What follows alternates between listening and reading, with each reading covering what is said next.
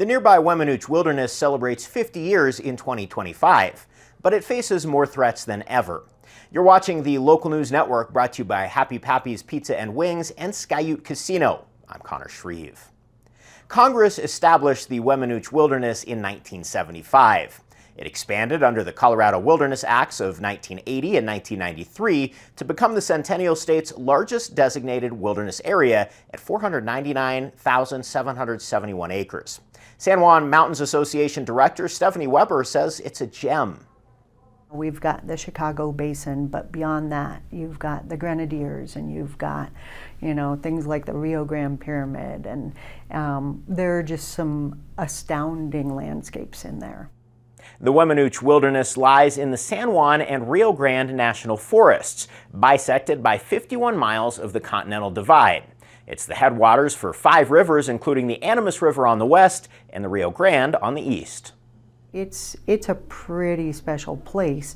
When you think of who all is downstream of those headwaters, it's tens of millions of people.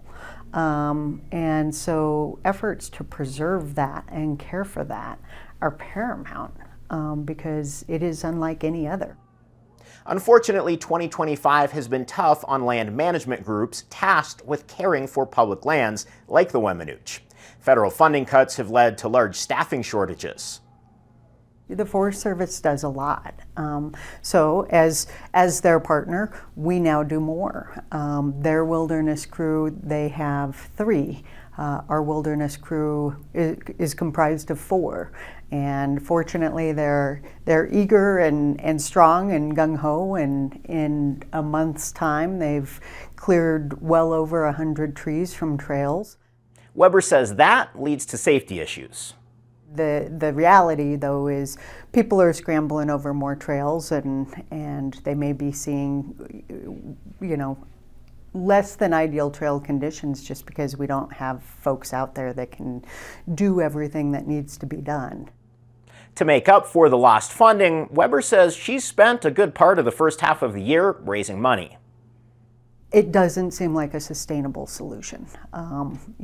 We can do it this year. Looking ahead into future years, there are going to be some minds that need to come together to figure out how we take care of these recreational amenities.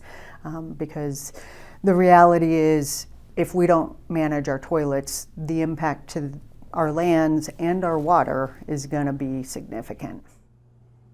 In June, a proposed federal land sale was removed from the Republican budget bill. Weber says reaction to that proposal proves public lands bring everyone together. I'd say the vast majority of people recognize the treasure of public lands and the need to preserve them for everybody. It doesn't matter, interest areas, political background, whatever. They recognize these are treasures and they're meant to be preserved. Carver Brewing Company is selling Weminuche Wit beer and dedicating $1 per pint to the San Juan Mountains Association. To donate or volunteer, visit the SJMA website. For more information about this and other stories, visit DurangoLocal.news. Thanks for watching this edition of the Local News Network. I'm Connor Shreve.